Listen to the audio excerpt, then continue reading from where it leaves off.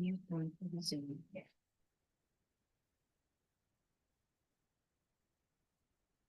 I used to have like a button.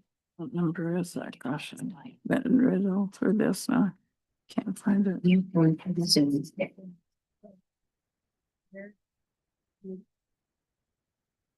I used to have like a button. What number is that? Gosh, But yes, that close YouTube and then go in here and just.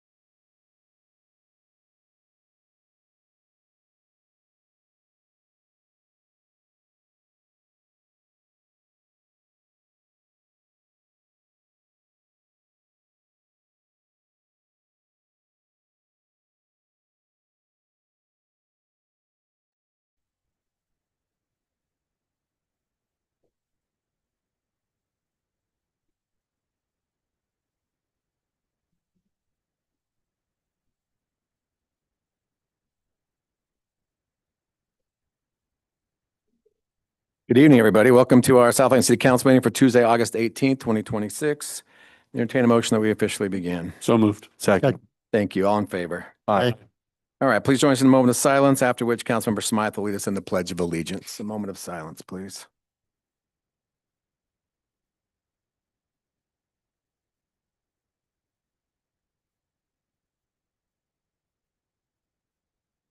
Thank you. I pledge allegiance To the flag of the United States of America and to the republic for which it stands, one nation, under God, indivisible, with liberty and justice for all. Thank you very much. Excuse Councilmember Peterson. He is actually presenting at the Washington Terrace City Council because of his job tonight. So excuse him. Appreciate everybody else being here. First item is recognition of employees. We have some firefighters that have received some pins and are being sworn in. So we'd invite Chief West, Chief Story up. Thank you, Mayor. I'm gonna have Chief West pass out a couple of these badges to you guys so you guys can see what he created with these. And if you're okay, I would like to read you a little note that we put together on these badges and what the meaning of them is. I only have 4 members here tonight that we're going to swear in. A few of them couldn't attend. If I could have the 4 of them come up, please. Travis Yao, Brianna Duddleston. Come on. Let's go. Josh Reese. Sorry. Just want to make sure I have everything. Nice. Julie Williams. Yeah. Okay. Sorry. Thank you. Thank you, Mayor, again. It's my honor to stand before you at this badge pinning ceremony, a tradition that symbolizes the beginning of a new chapter in the lives of our members. Today, we welcome them into the proud brotherhood and sisterhood of firefighters, a noble calling that demands courage, compassion, and selflessness. To our members, earning your badge is more than a symbol of authority. It is a testament to your unwavering dedication to the principles of duty, honor, and sacrifice. You have undergone rigorous training, both mentally and physically, preparing yourselves for the unpredictable challenges that lie ahead. As you proudly wear this badge, remember that it carries the weight of responsibility and the trust of our community. In the fire service, we are not just responders to emergencies. We are pillars of strength when disaster strikes, beacons of hope in times of darkness, and guardians of safety for those in need. Your badge is a symbol of the trust that our community places in you, a trust that must be earned every day through your actions, professionalism, and commitment to excellence. As you pin your badge on to your uniform, let it serve as a constant reminder of the honor bestowed upon you and the duty you will willingly shoulder. Embrace the camaraderie of your fellow firefighters, for they are your second family, and together you will face challenges that will test the limits of your courage and resilience. May your journey in the fire service be marked by compassion for those you serve, courage in the face of adversity, and an unwavering commitment to the values that define our profession.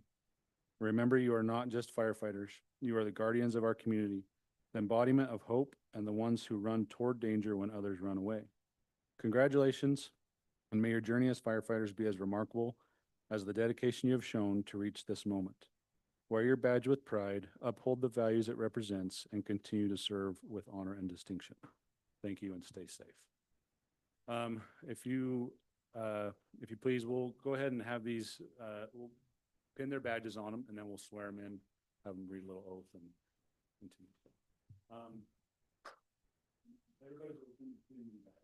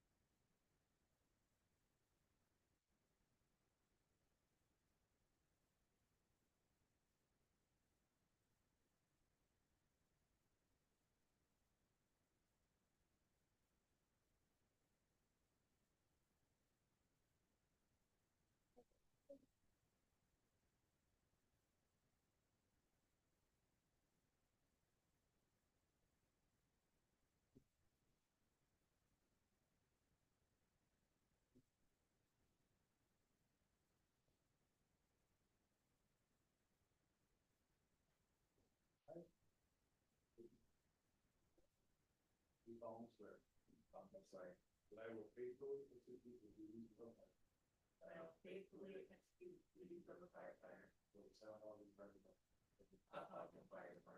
And that I will, to the best of my ability.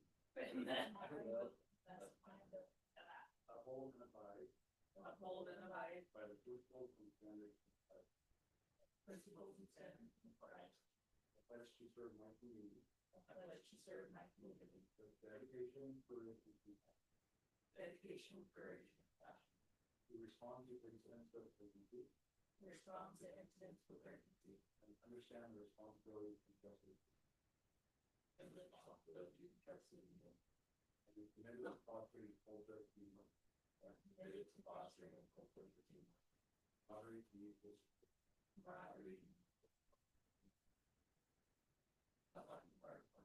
I will represent the fire service with pride. Professionally. And commitment to excellence. With this oath, serve as a testament to my dedication. Bravery.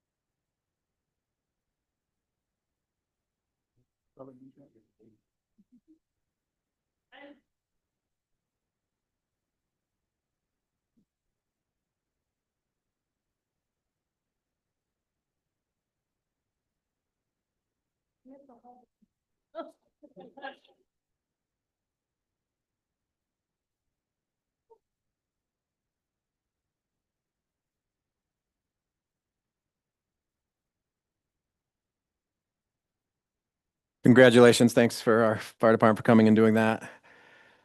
Employees are everything in this city. Again, when you call 911, it's not us elected officials that show up. It's our police and fire guys. So thank you. Thanks for all your support.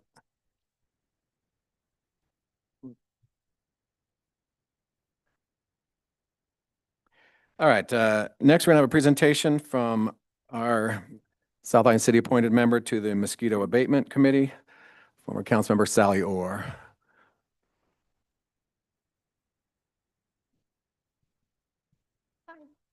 Hello. I don't have to say anything about me, right? Because You don't have to. the agenda. Okay.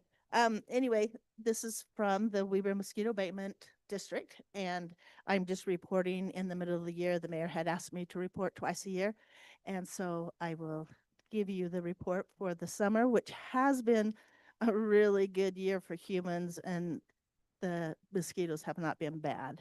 And so it's been so dry that things have been looking really good, but last week it did rain. So we will see how the next few weeks, how well they go in the wet water out there. Anyway, the West Nile virus didn't show up in any of our pools until about 4 weeks ago. And we had one West human case in Huntsville last week, but this week now we have another one from far west. So we've had 2 human cases in Weber County, 2 human cases in Salt Lake, and 2 human cases in Bear River. Yeah, Bear River. So far that's what we've had in Utah.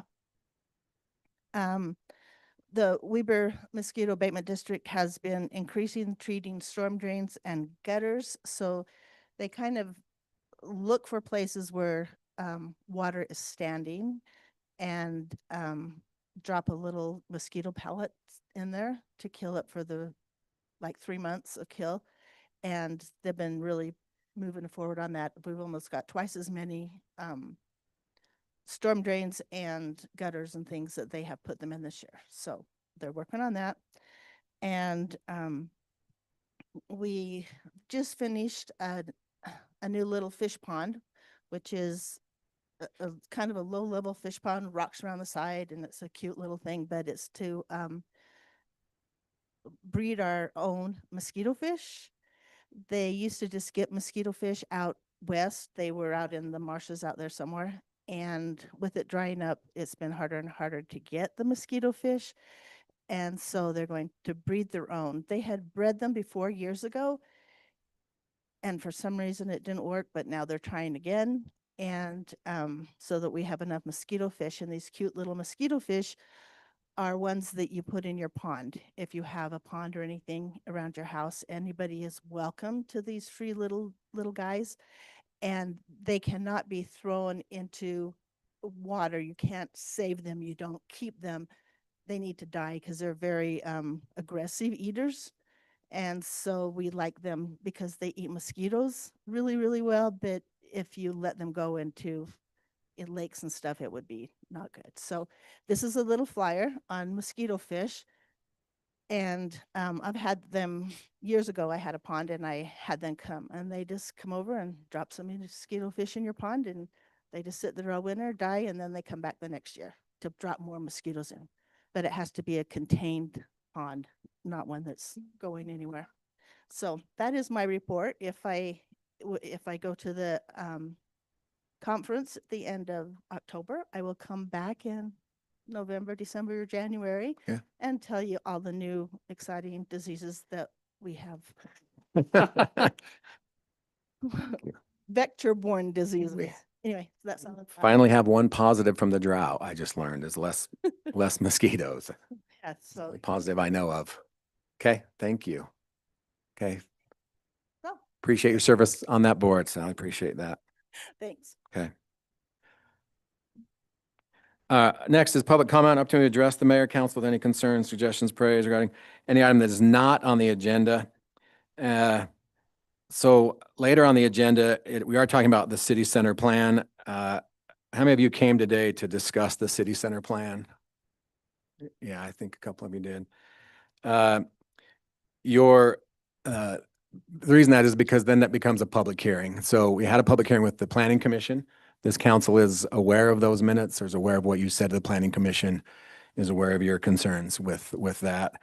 But public comment, due to legal counsel and law, I guess, is that we don't have comments with things that are on the agenda later on. So would invite anybody to come up and address the council on anything that is not on the later agenda at this time. Feel free to state your name and tell us what's on your mind. Hi, I'm Sally Orr, and I just wanted to let you know that the website is a pain in the neck. It is really, really not. City's website. Yes, okay? your website. It's not very intuitive at all. That little AI guy keeps popping up and asking what he can help with. And it was like, all I want to do is find the agenda for tonight. And it was so hard. It kept giving me agendas from January and whatever. And I was like, oh my gosh, just let me go up there. But I couldn't use anything in the little thing myself to find anything. Everything I pushed said, how can I help you? How can I help you? And so that was really, really hard. And I'm sure that I'm not computer savvy enough to figure it out, but I'm just telling you, there might be a lot of people like me that can't figure that out. And also in your planning, in your pre-meeting, I am so excited that drones cost so much more than fireworks. I can't tell you because I love fireworks. So I thought drones were cheap and everything was going drone, but I am so glad that fireworks are the most economical way to go. Thank you. And thanks for your input on that website. We'll look into that. Thank you. Anybody else? Okay. All right, then let's move on to item six, our consent agenda, approval of July 21st and August 4th, 2026 council minutes, and March 12th, May 26th, and July 9th, combined city council planning commission work session minutes. Any changes, corrections, adjustments to those minutes?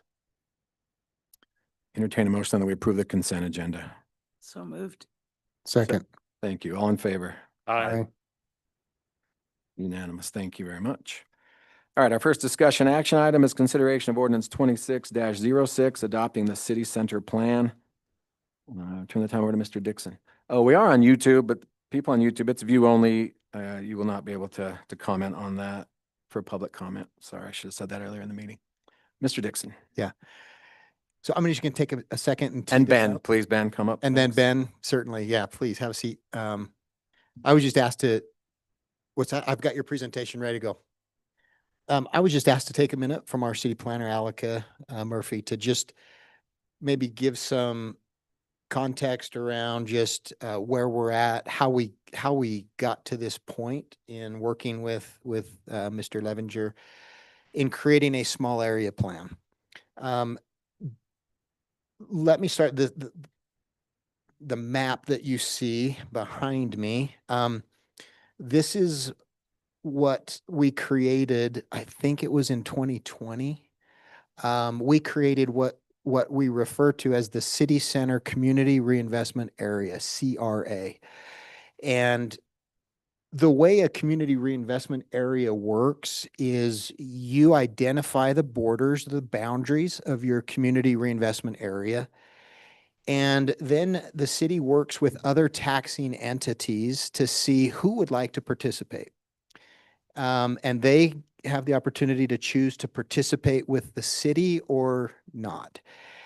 This city center CRA, we have participation from South Ogden City, of course, Weber County, and the Weber, is it called the Weber Sewer District? Central Weaver Sewer. Thank you. Improvement District. I knew that wasn't right. The Central Weber Sewer District. And the way that CRAs work in the state of Utah is that these taxing entities that are participating with us, essentially, we agree that we will continue to receive the same property tax revenues that we receive today. So we kind of freeze that. So let's hypothetically say within that blue area that the city and these other taxing entities currently receive $10,000 a year from the property taxes raised. So we agree as entities, okay, we're okay to receive the same 10,000 for the next 10, 15, or 20 years, depending on how far out you want to go. This is a 20-year project. So now you do some analysis that says, okay, in 20 years, if we're able to attract the kind of redevelopment we're hoping to attract, instead of $10,000 a year in property taxes, city, county, and sewer district, we're now going to be able to generate $50,000 we'll have $50,000 of new revenue from property taxes. But we're holding steady ours for the next 20 years. So the increment, the difference between $10,000 and $50,000 in property tax revenue, that's considered tax increment. That money we're allowed to use up front to pay for public improvements such as better sidewalks, making pedestrian safety a priority. Maybe this area needs more water service or fiber connectivity. It also allows cities to participate. Maybe it's important that given our redevelopment plans, we want a public parking structure, public parking. So that's what's considered tax increment financing. That's why these community reinvestment areas are created in, I would argue, probably most any city. You look at downtown Ogden, the Solomon Center with the theater, that was a project area, and Ogden has many. So we established this back in 2020. I think our first year of receiving increment as the reinvestment area, I think the first year was 2021 or 2022 that we started receiving some of that increment. So we kind of created the mechanism as a city that allows us now to have actually some ability to look at redeveloping areas in our community, right? Because now we have some increment, we have something to bring to the table to, some agencies acquire property and assemble property. And then they look at the development community and say, hey, look, are you interested to invest in our city? This is what we do. So there's a lot of ways we can use that increment. Probably more than anyone cared to know about tax increment tonight. But I think it's important to just point out, this is some pre-work we did in 2020, 2021 to position the city and get us to a place where we might be able to have some influence. The whole purpose for tax increment financing, like I've described, is the hope is that we can incentivize and encourage and attract development perhaps before the market itself is ready to respond. If we look at 36th Street, Washington Boulevard to 40th Street, I think it's fair to agree it's older commercial and it's wore out. It is ready for a change. The market, right? The natural market forces obviously are not ready, because we should see some. There's a little bit happening, but nothing substantial. This tax increment allows us as a city to have some ability to say, hey, if you want to invest new money, build new buildings, bring in new businesses, we can actually be players and help incentivize some of that. Okay, set that aside. That's some pre-work that happened. Our city recently completed a general plan update where we look at all of the different elements of our general plan and what we think should be developed in the future in some of our different areas and our zones. And then This has now led to us securing a grant through Wasatch Front Regional Council.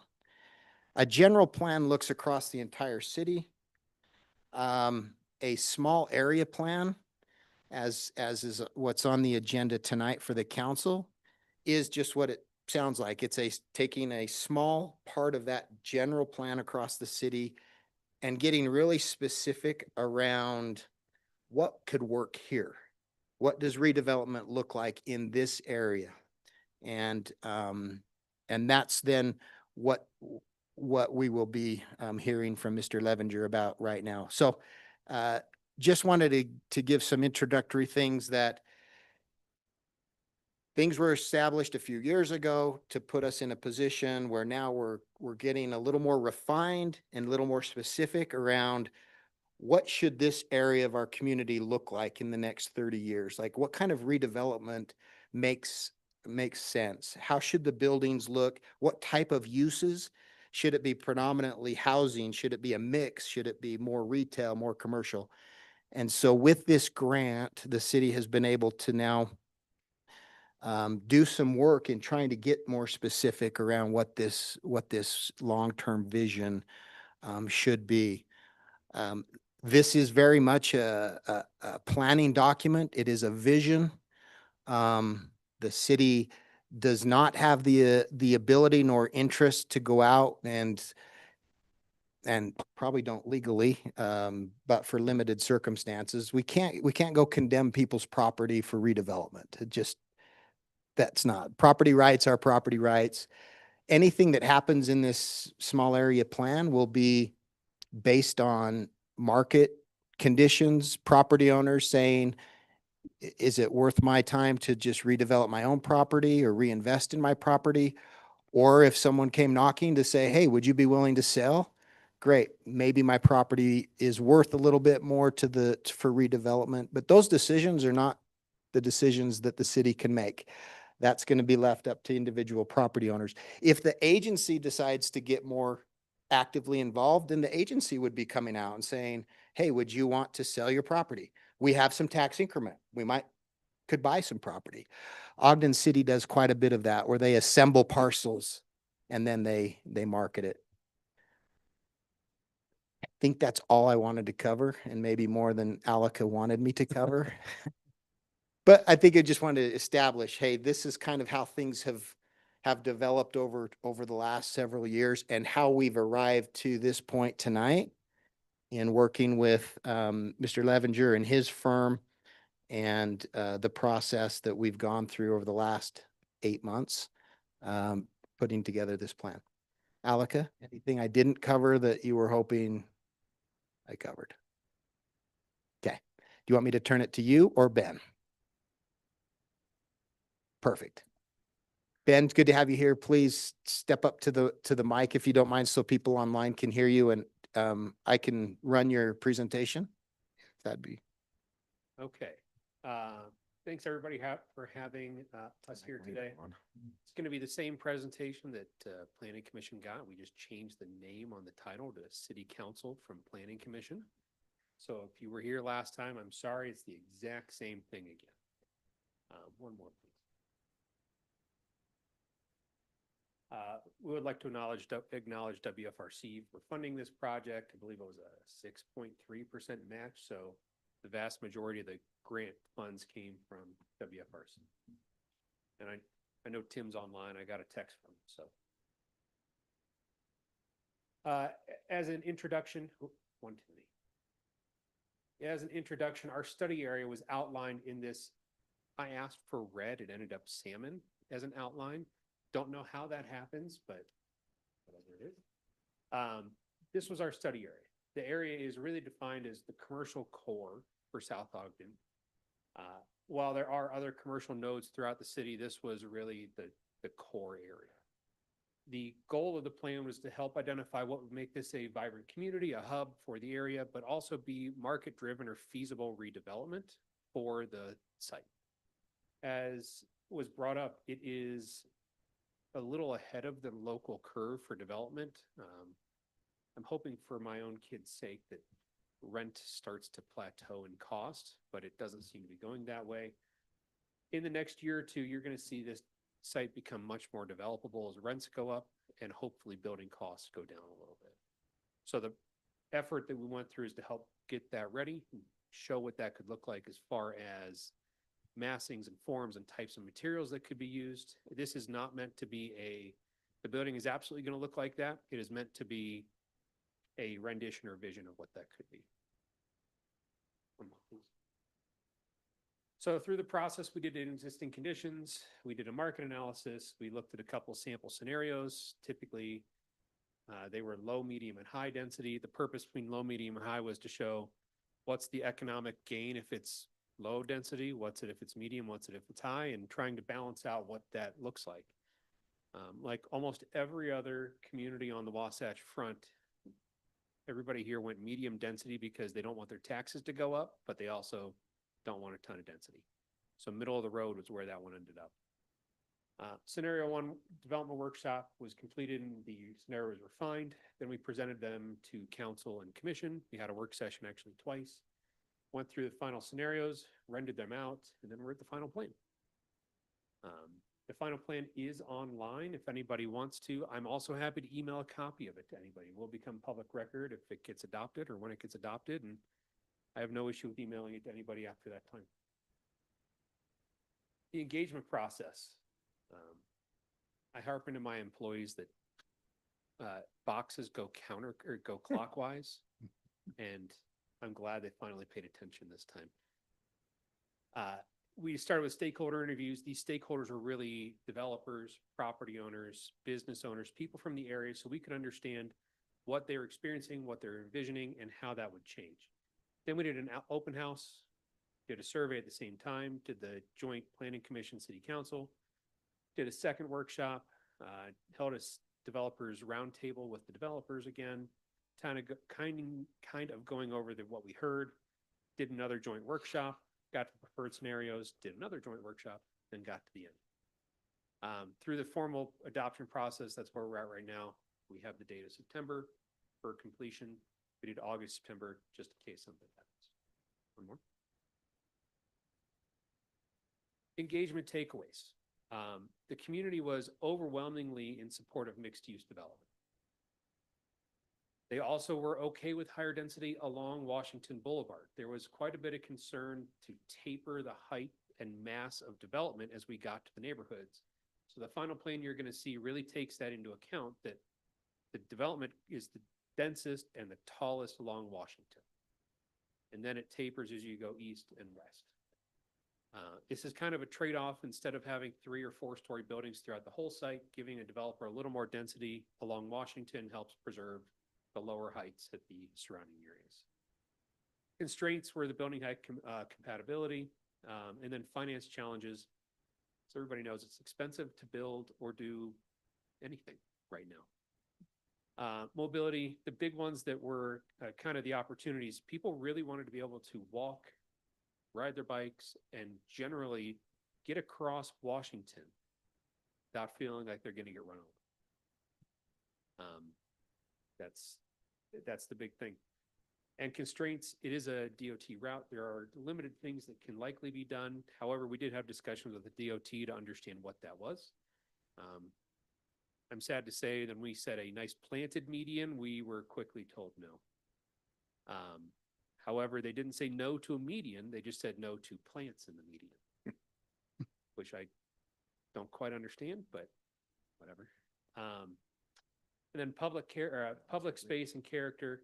The community was very big on making this area kind of the heart of the city, where people congregate, where they gather, where you hold festivals, where you do things like that. And then building on the community's assets in the areas, as we went east out of this core area, there is definitely a transitional neighborhood east of Washington that we're starting to see a lot of those smaller homes be turned into commercial uses.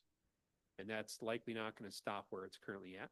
And people wanted to see that limited, and then all that development moved more into the city center parcels. One more, please. I'm going to start by saying, again, I'm sorry for the salmon colored lines. There's numbers on the map. Each one of those numbers has a little triangle, and that view is a view shed that shows which way somebody is looking to get that rendering. So the view one is looking from 37th going south. That's the tallest portion of the site, and due to the topography, it is where the height is hidden the most. Option number two, or view number two, is from, I'm not sure what we call it, 37 and a half.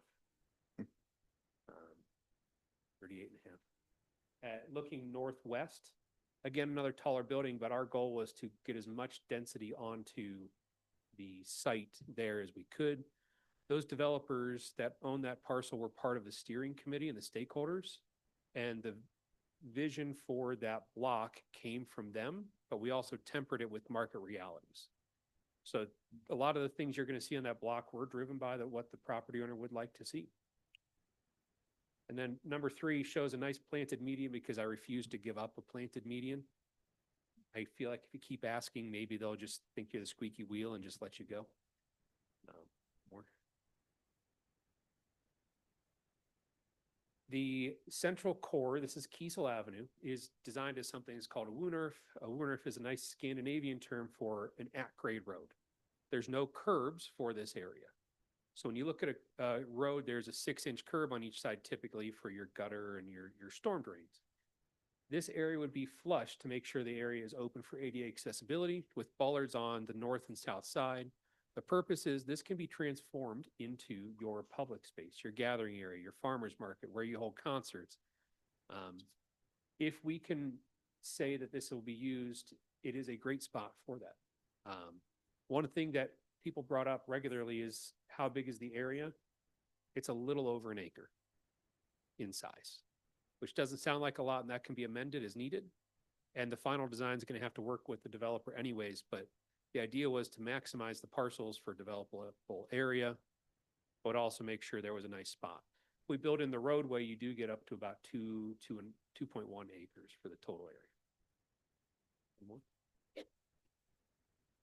Similar thing here, looking just from the slightly different angle. One thing I'm going to bring highlight to is this road is not a closure of a road. This is a road that is still open for people to drive on, still has cars, still has people that can park. It's a road. It's designed in a way that it's meant to be slow. If anybody's ever been back east and you go from that wonderful transition of asphalt roads to a uneven brick road, the first thing you do is slam on your brakes. And that's kind of what we're going for here is a nice slow 10, 15 mile an hour road that goes through there. It's safe for pedestrians. People are paying attention, but we also needed it to be a visually appealing and pleasant space for people to be in. Lots of trees, lots of shrubs. Yeah. The presentation. Okay. I can answer any questions. I think we have the plan ready to look at as well, if that is needed. So most of the density is along Washington Boulevard, is that correct? That is correct. And from Washington, that's 5 stories and it tapers to 3 stories on the west and 2 stories on the east. Okay.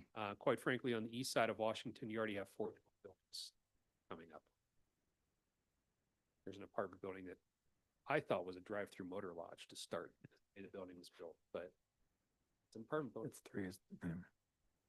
I'd like to go to the stakeholders, mainly the public. We've had several open houses to present this program.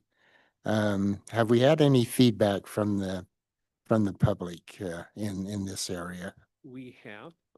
We've had quite a bit of feedback from not just people in this area, but people citywide. Okay. We had, Alaka, correct me if I'm wrong, 300 or 400 survey responses. 300 survey responses that were taken, which kind of framed the vision of what it should look like. And then we did have engagement online for people that couldn't show up for the other public meetings. Most of the public comments received, even when maps were on the table, was it looked okay in that spot. The density was fine where it was. They just wanted to be very careful to not have 6-story buildings everywhere. They were okay with it in a very confined location. Okay. Other questions from? Okay. Thank you. It's been a long process. I had a full year. Appreciate it. Okay. No further questions. Then entertain a motion that we approve ordinance 26-06. So moved. Alka, do you want to add something, anything? I mean, you're up next, but if you want to add something to this before we vote. Thank you. Good catch. Matt just kind of stole most of what I was gonna say. But it's okay. No, I know one of the questions was, okay, what's the first step? What's coming after this? If this does get adopted, the next step is to look at the recommendations of this plan. And look at just what our consultants have proposed. So it could be applying for another grant. It could be implementing different programs. It could be continuous conversations with UTA and UDOT. Now that we have, if we do have a city center plan, it'll be easier to have those conversations with them and hopefully more willing to work with us. And then work on our form-based code and updating that. I know, Mayor, you mentioned that you're aware of the comments that were made in the last public hearing last week with the Planning Commission. As we move forward with these considerations of these recommendations, it's very important that we are very intentional and we keep listening to those comments and holding that near. I heard a lot of people just be concerned about pulling eminent domain and businesses being pushed out. My understanding is that's not what we're trying to do here. This is just a way to guide the city center area. So yeah, it's definitely something to keep in mind as we move forward with these recommendations. Correct. Thank you. Yeah, definitely. It's a vision. It's not, we're not stuck on this. It gives those that come in, it gives us a vision. I think is the best word for that. So yes, definitely not interested in. So Mayor, kicking anybody out. clarification, could you explain what we're voting on this evening? I know we're voting on the plan, and as you said, this is a concept that we're presenting aspect. Could you briefly, Yeah, so the plan of heights, of densities, of the walking space. What else would you add to that, Alka? Yeah, just the layout, and that's not to say it's going to look exactly like that. But yeah, just the whole process of how we got here and considering the recommendations moving forward of the plan. Because as a developer comes in, they want to know what's going to be allowed, what's going to be acceptable, what kind of appetite we have for heights and things. Instead of starting the process all over, or with every developer that comes in, we now say, well, this is what's been approved. This is the vision that the council would like and would approve, and see if you can make your design fit into something like this. so we're just setting a basis of this Yes. plan? Mayor. Is that it? So Councilmember Stevens, it's kind of like our general plan. When we develop a general plan, it's for the city-wide structure. So we talk about, heights and where we want development and what we want the city to look like in general going into the future, right? When developers come in, they look at that general plan and say, hey, I can build a product that looks like this or fits into your general plan, and I can make it pencil for me as a developer. A city center plan is similar to that general plan, just in a much narrower scope. Thank you. Yeah. Appreciate that. Do you want to be clear? We're not saying that exactly what's on this concept plan is what's going to happen, and that's going in tomorrow. That's not what's happening. This is just a look at what could be. It may look totally different with, certain elements coming in. Okay. Mayor? Yes. I don't want this to bleed too much into the next agenda item, but I think it's worth mentioning here that this is the plan. I guess if the city controlled all of this property, which we don't own any other than the right of way streets, this would be our desire, right? But we don't control any of that. And so that's why I think going into this, we have to appreciate, like, we're creating a vision of something we would like to see as a community. At the end of the day, it's not our dollars. It's going to be the current property owners or future property owners, developers that come in. And the hope is that they'll work with us to help us realize as much of this as possible. Because this is just adopting the plan tonight, the actual ordinances and code that will require development to help comply and move in this direction is yet to come. And so we can talk more about that on the next agenda item. But I think that's an important distinction that right now, just because we adopt this plan, doesn't mean that someone could come in and apply for a site plan review and we could hold them to anything that's in this plan because our code is really the law and what will control. That's why we have the next agenda item, is to give us some time to revisit that. And I know some of the concerns expressed at Planning Commission and some great business owners and residents in the area are concerned about establishing a minimum acre size, right? We've heard that, and I think those are valid complaints. Also supporting us in saying, let's just put a pause, a moratorium, to where we can really work through what makes sense in our code. None of that is being voted on tonight. This is just establishing the vision and the plan. I hope I didn't say too much about the next agenda item because I Sure. don't want to muddy that too much, but But we also got suggestions from the company that did the plan that we Sure. need to implement or look into implementing. Sure. And this gives us some time. So, okay, thank you very much. Okay, I did receive a motion in a second. You didn't. Okay. It was a while ago. Entertain a motion that we adopt ordinance 26-06. So moved. Second. Thank you. Any further discussion? Okay, this is a roll call vote. Councilmember Howard, Yes. Councilmember Smythe, Yes. Councilmember Stevens, Yes. Councilmember Howe. Yes. Thank you. Alka, stay right where you are. Next, item B is ordinance, consideration of ordinance 26-07, approving a moratorium for all development applications within the City Center Core, City Center General, Rodeo Road General, 40th Street General, and Gateway Core subdistricts. Alka. Yeah, so the notion of a moratorium first came up in our internal community development committee, which was made up of a couple council members, mayor, administrative staff, legal staff, and planning commissioners. And it was brought up last week by a couple planning commissioners saying, okay, if we're going to move forward with this city center plan, that they wanted to impose this moratorium to put a pause on everything for 6 months and start working on making changes on the form-based code. Regardless of whether or not we do end up adopting a moratorium, staff did have a conversation with Planning Commission of upping the meetings to 2 a month. So right now we're only doing one, the second Thursday of the month, but we're going to be meeting the second and fourth Thursday of the month. And it may be that one is just a regular meeting and the second would be more of like a work session, still open to the public. But in the work session, there would be no voting on anything.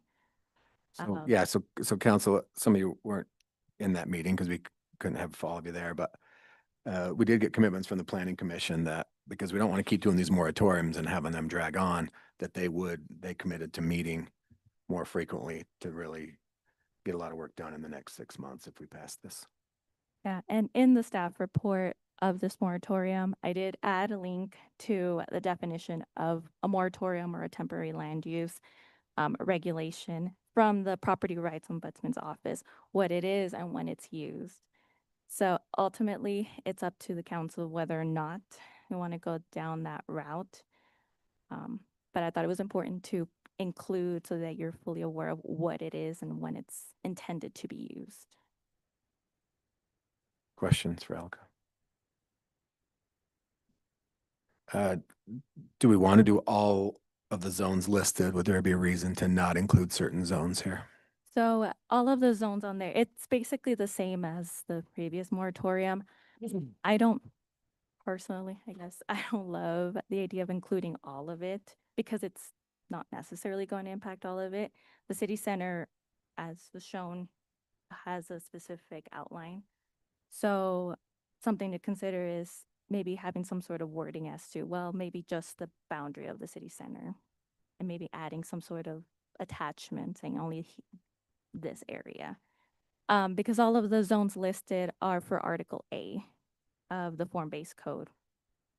So there are all these properties that have that zone, but not every property that is zoned that will fall under the city center area. So something to consider. Mayor. Yeah, please. So since we've adopted the city center plan, Alaka, can we put a moratorium just on the city center plan area We can. and the portions of uh, these zones Mhm. that are in this ordinance or, we can, so it could be stated that we want to put a moratorium on the area defined by the city center plan adopted, Mhm. including those portions of the zones listed here.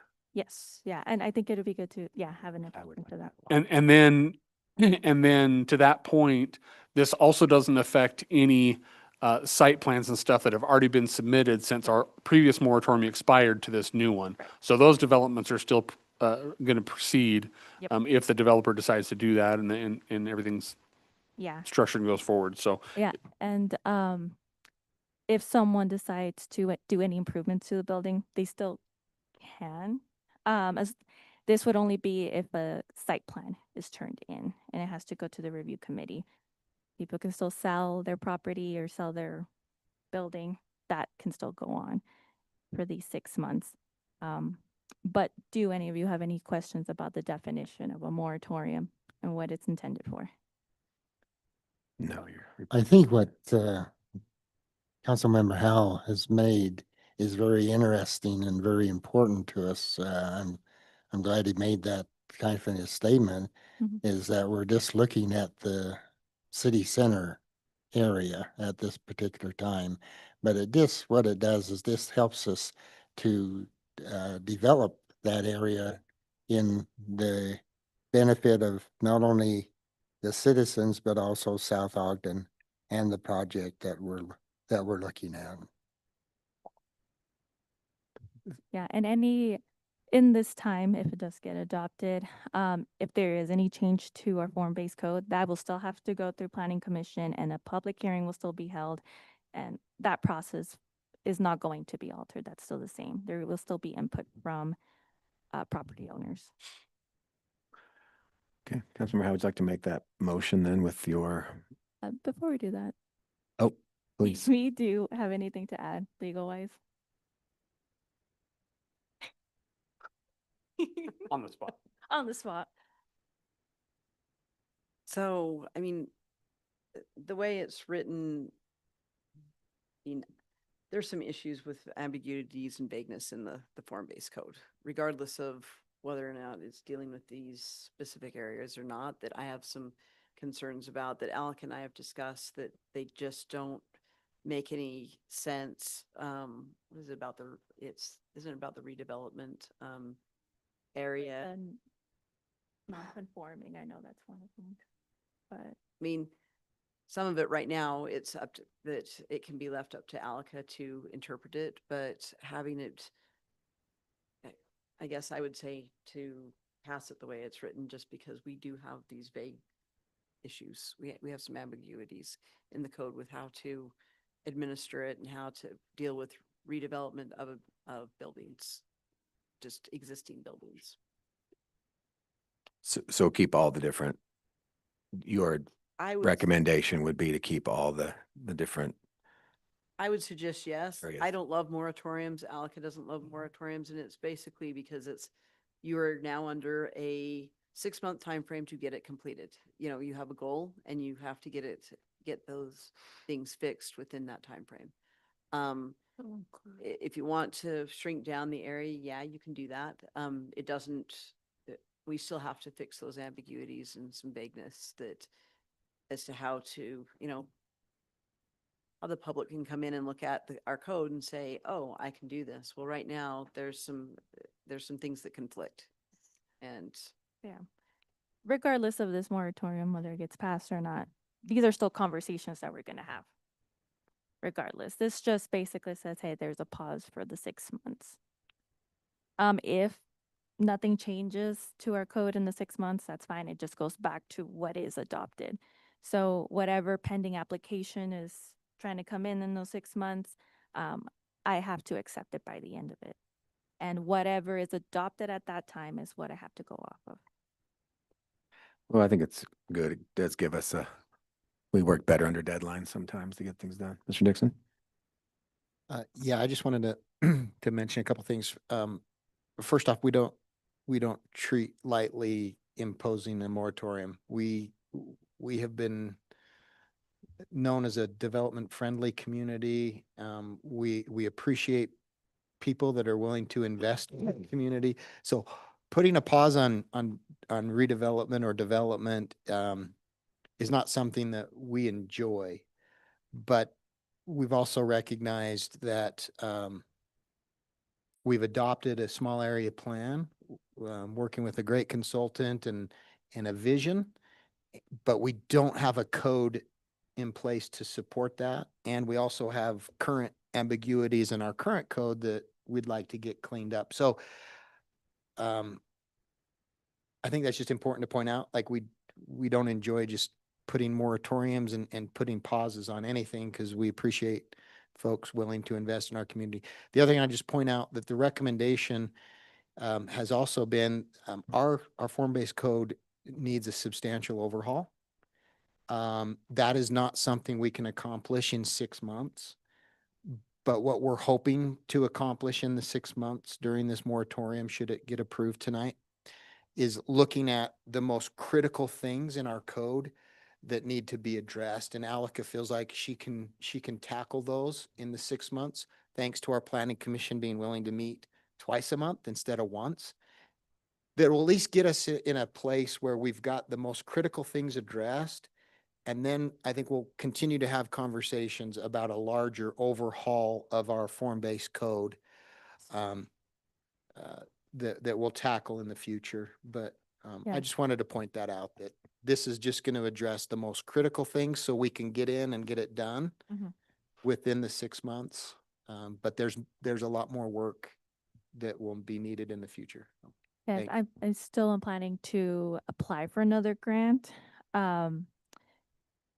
So that, I mean, it takes a couple of years. I mean, this city center grant, we applied back in 2024 and it's 2026 and we finally got to working on it this year and getting it adopted. So I'm still going to apply for a grant to work on our form-based code. But yes, in the meantime, we'll still have the conversations and we'll still, alter whatever we need to. But yes, that's part of my plan. Okay, awesome. Councilmember Stevens. As we consider the city code and the zoning, they control the aspects of what's happening in this area. How is that different than the moratorium? Maybe Mr. Dixon could maybe light a little bit on that, but we have the city code and the zoning in that area. So that if we don't have a moratorium, and what does the moratorium add to that, to the city code and the zoning in this area that is essential for us to take a look at? Well, yeah, we'll look at just the different building heights, what is allowed now versus what we have in our city center plan. We'll look at setbacks and step backs so that it doesn't look like this huge buildings right in front of you as you're walking along, especially along Kiesel. We'll look at different building types and what we allow. We'll have a conversation on, an example would be like a storefront building type, right? That's something that's allowed in the city center core. And we have been pretty flexible about whether or not whether to allow residential on the bottom floor and just have that high transparency percentage. And part of that conversation now can be, okay, maybe in certain areas, that commercial aspect is now required. Maybe we'll look at different building types and see if that fits into our city center vision. So it'll be things like that, and architectural styles too. Now, we are limited on that due to state code, but that doesn't mean we can't be more clear about percentages of certain material. And then, yeah, there is a lot of language in there that it's just pretty vague. We'll have to look at our uses as well. We have conditional uses there. We have a process for that, and some of them don't really make sense. I kind of mentioned our non-conforming structure portion of our form-based code. That's confusing. And especially as we move forward, we want to be able to take into considerations the concerns that those business owners have, and seeing what changes we can do there. And that's just to name a few, right? So why this was brought up by a planning commissioner for this moratorium is to give us some time to review our code and see if there's what changes we can make to that. Okay. So be more in line with what this plan, the city center plan that we just adopted, what it's trying to portray. It sounds to me like including them all in this would be more beneficial than doing piecemeal because of the time Are to you- adopt, it just sounds like it would be more beneficial to do that than just have just portions done tonight. Just include all the zones. You want to include the entirety of the zones mentioned instead of just the city center outline, Mhm. Yeah, thank you. you guys? Okay. Entertain a motion that we approve ordinance 26-07. So Me- moved. Second. Motion second. Any further discussion? Mayor, may I just real quick? Yep. If this motion passes, Ally, I just want to emphasize the fact that not to hurry the process along, but we cannot withhold development from our city. And it's important that we allow residents and business owners that are in those surrounding areas that maybe even be in this room tonight. We can't withhold them from doing what they want to do with their own properties. So I would highly encourage our planning commission to move swiftly. However, accuracy is prime, and I appreciate our city attorney's comments on the vagueness of those. Let's fix those and get them in place so that these people can move on with their business. Because we have no appetite for our second moratorium. Correct. Okay, thank you. This is a roll call vote. Councilmember Howe, Yes. Councilmember Stevens, Yes. Councilmember Smythe, Yes. Councilmember Howard. Yes. Thank you. Thank you, Alka. Item C, consideration of resolution 26-23, approving agreement with Ogden Transfer Station LLC for mixed solid waste disposal. Mr. Dixon. Thank you, Mayor. We're going to talk trash. Appreciate Ashley Colley's here from Republic Services, and she's offered to answer any questions if any of you have questions from her. I'll just sum this up by saying for years, Weber County had one transfer station. It was owned by Weber County, and all of the local government entities would have our mainstream waste transferred to the transfer station. A couple of years ago, there was a new transfer station that was permitted in Ogden, and that has resulted in some good competition in the market. Something that local government entities were nervous about because they had a vested interest in the Weber transfer station and wanting to see that be successful. Republic Services, who has been our hauling partners for a number of years in the city, recently, I don't know, recently now, a couple months ago, I guess, purchased the Ogden transfer station. And so all of the municipalities were in a position where we could now decide, do we want our mainstream waste to go to the Weber transfer station or to the Ogden transfer station? And I think we're probably one of the last entities to make a decision. From a negotiation standpoint, I will confess that it was my intent to drag my feet and just to see how this was going to play out. We have not had this kind of competition in that market. And so it's been great to listen to the Weber transfer station. Weber County has an agreement with Waste Management to manage the Weber transfer station. And so I've been to meetings and entertained what does that look like and what's ultimately best for South Ogden City. I can tell you that it's been great working with Ashley and Gordon Raymond from Republic Services. The rate that we are getting is lower than the entities I believe are currently getting at the Weber transfer station.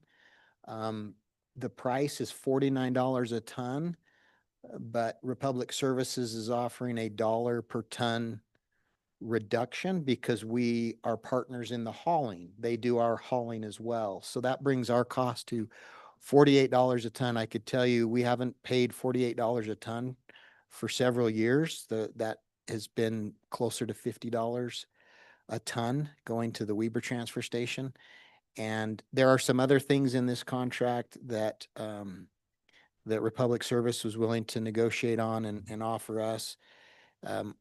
I will tell you that between our legal counsel and some help from ChatGPT, I like the provision. It's called I know it's in paragraph 19. Lowest, I should pull it up. How is that worded? Best value. Yeah, yeah. Yes, thank you. It's called the most favorable government pricing. So if they enter into a contract from here forward with any entity in Weber, Davis, or Box Elder County for a lower rate, then we automatically will get that rate. And I think that's an ingenious thing that I'll give you credit. I don't know if it was you or ChatGPT, but you're a lot smarter than ChatGPT, Amy. So we'll give you that credit. Oh, that's okay. I'm not smart enough to come up with that kind of stuff. So all in all, Mayor, I do believe it's staff's recommendation that this will be in the best interest of the city. We will actually see a small savings of about $12,500 with the $48 a ton rate. And the contract is good for 3 years. And there are annual CPI inflation adjustments that are called out, and that's consistent with any contract that we would enter into anyway. So that would be my recommendation, Mayor, and grateful for Republic Services' willingness to be patient and to work with us on this agreement. Happy to answer any questions, or I know Amy would be thrilled to get up and answer questions. Any other question? We've had this conversation already. Okay, entertain a motion. We approve resolution 26-23. So moved. Second. Further discussion. Okay, Councilmember Stevens, Yes. Councilmember Smythe, Yes. Councilmember Howard, Yes. Councilmember Howe. Yes. Thank you. And Amy, feel free to take credit for things you don't do because we get blamed for stuff we don't do. That's my motto. So, Chief West, item D, consideration of resolution 26-24, agreement with Siddons Martin for maintenance services. This is a contract with Siddons Martin to work on our big trucks. It allows us to have a little bit of a discount with the amount of requirements that we need for pumper and the aerial and testing and all that stuff. This will be beneficial to us as a city. We just get a discount basically. It's a good thing, and we used them a ton last fiscal year, and I don't see that slowing down. So we're trying to save a little bit of money, and that's why We've been with them a long time, haven't we? yeah, since they took over the Pierce dealership, I guess that's been 2018, maybe 2017. But yeah, we've been with them. This allows us to get a little bit of a discount on labor fees and trying to save a little bit of money. So that's why we decided to reach out to them and see if we can get a contract for that. So. Okay, good work. Questions for Chief? All right, entertain a motion to approve resolution 26-24. Second. Thank you. Any further discussion? Councilmember Howe, Yes. Councilmember Howard, Yes. Councilmember Smythe, Yes. Councilmember Stevens. Yes. Thank you. Chief, stay where you are. Consideration resolution 26-25, approving an agreement with Siddons Martin for purchase of a fire engine. So we discussed this back at the retreat, and we're to the point where now we need to put the end of the paper to get under contract for a truck that we won't see for 4.5 years. So that's where we're at the stage. So any questions? It's on state contract or state bid, I guess. So we know we have the lowest possible bid. So I'm not sure where else, what other questions you might have. Here to answer. And this is for a pump. This is for the engine up at 82. Excellent. Do we have to pay that,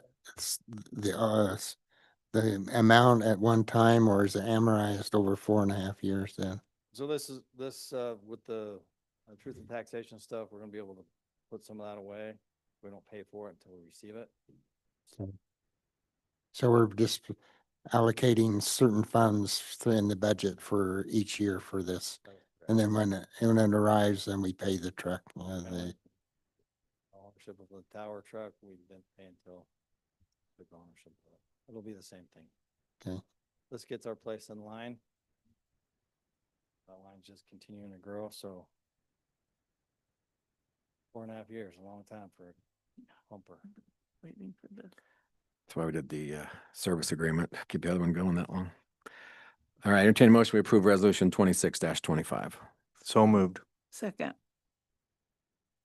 Any further discussion? Thank you. Okay, all in favor, roll call vote. Councilmember Smythe, yes. Councilmember Howard, Yes. Councilmember Howe, Yes. Councilmember Stevens. Yes.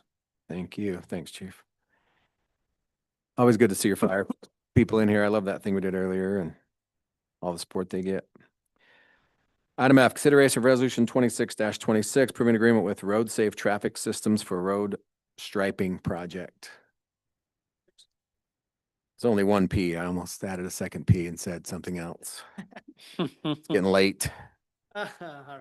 Anyway, we're here for the street striping 2026 contract. It's due.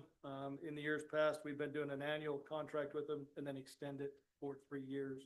As you can see before you, we called 4 companies that have worked with us in the past. Straight Stripe, they've moved more down to southern Utah.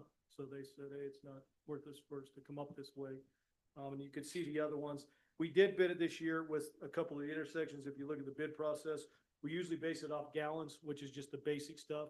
But the intersection out at Ridgeline and Skyline is heavy traffic. We don't have the manpower nor all the cones and everything to do that off. So that's why you've seen those separate things in there. So if you add everything up, Road Safe was the cheapest one based off the gallons, the 500 gallons and the other 2 projects. And this one will be an annual contract for 3 years. They do pretty much all the striping, the pedestrian crossing. We do all the school stuff and parking lot, which is we're doing as we speak. We try will all be done before school starts next week. So we do a mix of both, some in-house, and then these guys do our bigger stuff. I've noticed you guys have spelled everything right so We've far. been doing pretty good. I always drive by, make sure Check on them. Yeah, Spell 'em. we do pretty good. I know you spell it right. we've spelled school wrong in the past. Had used a little bit of black paint. So. And on a busy street too. It's hard. It's upside down. It's a form. And I just like to say to Amy, it's been nice to have legal here, with the contract, to have somebody got it to her, get it right back. It's been nice to have. Been very, from my end. So thank you. So you don't use spell check then? You know, ChatGPT. Stencil's down there, no spell check there. We're gonna have to figure out something with AI. Maybe they need to take a picture and use it that way or something, but Is this right? that's what you have black paint for. Okay. Okay, any questions for John on the road striping? I have a question. Are the striping gonna have any illumination to it like that? Or We not? use what's called glass beads is what's in there. The glass beads is that reflectivity. Mhm. Over the years, with EPA and the restrictions, your reflectivity is gone. That's why we usually wait until the fall to paint. We try and get it through the winter months when it's a lot darker. So we usually try and wait till that September to get them in here to do that. So, but there will be some reflectivity. It's a glass bead. We do it on ours. We do the crosswalks and all that. It's a glass bead is what's in there. Thank So is this a year by year? Yeah. Or- We'll sit down after they do it this year. We'll negotiate with them and see what paint prices. If they go out, then we'll go out to bid again and see if we can get a better bid. But usually in the past, they've been very good to stay fairly close to what the initial contract is there. Thank you for doing that. Thank you. Entertain a motion to approve resolution 26-26. So So- moved. Second. Thank you. Further discussion? Okay, Councilmember Howard, Yes. Councilmember Howe, Yes. Councilmember Smythe, Yes. Councilmember Stevens. Yes. Thank you. I didn't get to vote tonight. Will there be a chance? Just kidding. Next, reports direction to city manager. The council would talk to us about what you've been up to and your roles and any questions or suggestions for staff. Start with Councilmember Smythe. I just want to say how much we worked on the city plan, and looking forward to that going forward, and making sure that the ordinances coincide with our residents so that they can sell their property and do what they need to do, and if they have to sell it. And that's it. I have nothing else. Thank you. Councilmember Howe. Yeah, Mayor, kind of the same thing as Councilmember Smythe. That city plan is going to come together really nice, I think, and I appreciate all the efforts. It's not easy to get opinions from the public to match with the opinions of politicians and businesses and churches and everything else, and it's nice to see it come together. I think we got some good momentum. I did also want to mention that we've recruited an amazing city youth council this year and had our first meeting today with them. Appreciate Danielle for all her work on that, and hope as her role changes here shortly that she sticks with it well. And it's an amazing group of kids. I think we've got our largest youth council that we've had so far in this new revision. Yeah, one more. So we had a little low year last year, but just solid kids. A couple of them are B-backs, and one of them's the third year. So some good established. They get the opportunity. If you don't know what the city youth council does, they get the opportunity to meet with city officials and elected officials and staff and kind of learn about city operations. We do take them down to the legislature in January, early February. And get to spend the day on the Capitol Hill and talking to our state legislators, have lunch with the governor or the lieutenant governor and sit down with our elected officials and learn about the process. They also get to go to a 3-day trip up to USU and learn about, again, governance and they learn how to debate and develop policy and all that kind of stuff. So again, a really good program. I don't know if a lot of residents know that we do that for our youth. And these are high school age kids that are going to go on to college and be the leaders of tomorrow. So it's good to see that. It's good to see a strong youth council this year. But yeah, just appreciate all the work. Appreciate Alika and all the work on that. She probably doesn't ever want to hear city core plan again, but appreciate the work there. That's a lot of work and working with those contractors that we hired to do that plan. So that's all I have, Mayor. Thanks. Thank you. Councilmember Stevens. Thank you, Mayor. It's nice to have legal counsel. I think that's one of the improvements that we've made over between this last year and this year on our council meetings is that we have legal counsel attending with us, and that has added a lot of strength and counsel to us, and I appreciate that. We had a report in our work session on South Ogden Days, and Donica Benelli did a great job in heading that up for us. We had a pickleball tournament, and it was a nice event for us. The fireworks, a lot of positive comments about the fireworks there.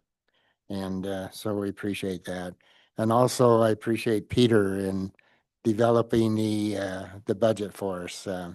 It seems like we've been in budget 101 for about 6 months, but it's something that has to be done. And that's one of our main responsibilities as a council is to reform a budget for the upcoming year. I had the report of the fire in Washington Terrace, and I'm sure our firefighters helped out in that operation that they had there, the fire that they had in Washington Terrace. The only bad thing about it is that there was an individual who lost his life, and that's too bad. But we just need to be safe this year. The grass is brown, everything is brown, and so if we can just be safe until we can have the winter come and hopefully some snow to put on for this year. In aspects of the city plan, the city plan is a vision, of an area that we want to develop in South Ogden, not for the benefit of the residents of South Ogden and also for the improvements of South Ogden. It is a vision, and it is a vision for not only the present, but also for the future. And if we don't act in that, then sometimes we don't plan for the future. And that's what we did today, is to plan of what that area can look like and could look like for the future. That it may change by the time we get to the end, but the basis have already been laid for that, for the city center. The idea has already been played there, has been planted in the aspects of what we did this evening. And so it's important for us to take a look at that and see what needs to be improved. And final note, I wondered if we could get an update on Adams Avenue. I don't know when that's going to be completed or opened, but it would be nice to have an update on Adams Avenue. And that's all I have. Thank you. Mr. Dixon. Thank you, Mayor. Just a couple of quick items. First, happy birthday tomorrow, Mayor Porter. Would probably be inappropriate to sing right now, but It would be. yeah. We're not going to do it. Happy birthday. That's awesome. I sent an email out. I think I've heard from most of you, but Washington Terrace has invited us in Riverdale and Uinta City to attend one of the emergency management courses for elected officials on September 29th from 5 to 9 o'clock. So if you have not, let me know if you can attend that. Please do so. If you have responded, I've got your name down. There's going to be a kind of a quick dinner right before, because it's 5 to 9. But it should be good, especially in light of some of the recent emergencies, just to go through and be reminded of incident command and how it works and your role as an elected official. And so look to that. The Utah League of Cities and Towns Conference this fall is later. It's usually in September. It's the end of October, the 27th and the 28th in Salt Lake at the, Little America. Huh? Is it Little America? Grand? Little. No. Salt Palace. I Oh, could yeah. not. At the Salt Palace. If you're able to Oh, attend, Heritage. please let me know and I'll be sure to make sure you get registered. So that's the 27th and 28th of October. On the 25th of August at 4 o'clock is the Quick Quack ribbon cutting up in the south end of town by the neighborhood Walmart there. And so please, if you're able to make that, I assume that the chamber will be there. Jeremy? Okay. Former Councilmember Orr, it's just a habit. Thanks for bringing up our AI. We are rolling out the new AI agent on our website. And with any new rollout, there have been some hiccups. And so we especially had one day where there was a few hours with our phone system that was a very big inconvenience to several residents who were trying to contact the city. So I just would encourage you, if there are things that you see as residents where you're trying to use the city's website, the whole idea is to make it quicker and easier. And so if that's not the case, we want to know, and especially like what information were you looking for and what was the result that you received. It will improve, and we have already seen some pretty big improvements, but so apologies to the public. We did a lot of testing, of course, before rollout. Inevitably, though, there's going to be some problems, and we've definitely experienced some of those problems. If you as council members are approached by frustrated residents, whether they've gone to our website or they're calling in on our phone system, please refer them to me or Danielle, because we need to know, like, okay, what were you trying to do, and what did you encounter, so that we can get those things fixed. I think that's all I have, Mayor. Thank you. Can we do that? Oh, John, will you give us an update on Adams after Councilmember Howard, who I skipped, because I'm getting old tomorrow, older. Old tomorrow. Reports from Councilmember Howard. I skipped it. Yeah, happy birthday tomorrow. That sucks when you get old and you start forgetting things. It's okay. I was actually just gonna defer to my news article. I had to write a news article this month, so but I wanted to say thank you to Alika and for everyone's hard work with what's happening, and not just for their hard work, but for your dedication and, sometimes putting up with the hard meanness from people. People can be mean sometimes, and living in South Ogden doesn't get us away from that. I always hope it would, but sometimes people say things that they don't mean, and so hopefully we can all focus on the positive, and thank you for everyone's hard work. So that's it. Thank you. John, please. Today we did have, well, every Tuesday we have a meeting for Chimes and for Adams. Adams, you're about halfway through the contract. It was a 90-day contract. You're day 40, I can't remember, 47 or something like that is what it was today. They're finishing the storm drain. That's hung us up a little bit. We've had some gas line loops, some powers needed to brace a couple of poles. But with that being said, they are on track. We're going to open one lane, which will be going North.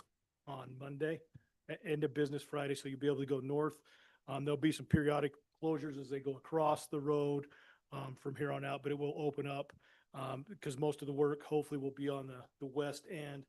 With that being said, you'll probably see asphalt. Hopefully, they've got probably a half a block left of storm drain pipe.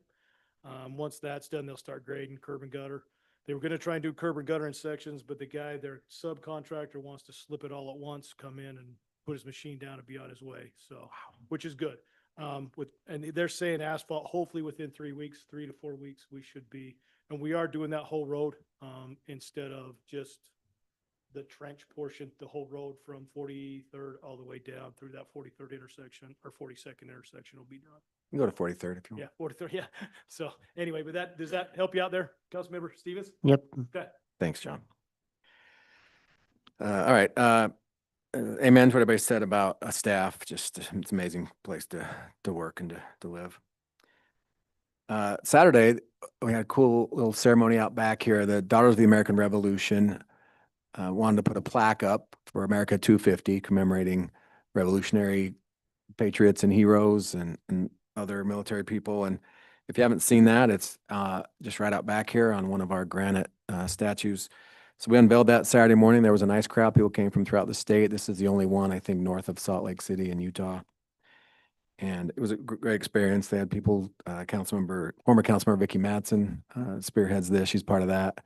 Her and some of her ladies were in colonial dress and a guy with a musket, and felt like I'd gone back in time. It was really cool. And so I was able to say a few words and express some gratitude to the good people like them and the patriots and those that came before us. And so that was neat. If you want to go see that, it faces south. It's on this first pillar out back, but it's really a neat plaque. So glad to have that experience as well. Yeah, 8 Youth City Council today, or that's going to be on our group. So we're excited about that as well. And I think that's all. I'll think of something as soon as I close the meeting, but that's okay. So the council is going to move into a closed executive session. So if you've been invited to that, please stay. If not, enjoy the rest of your evening. We'll excuse the rest of you.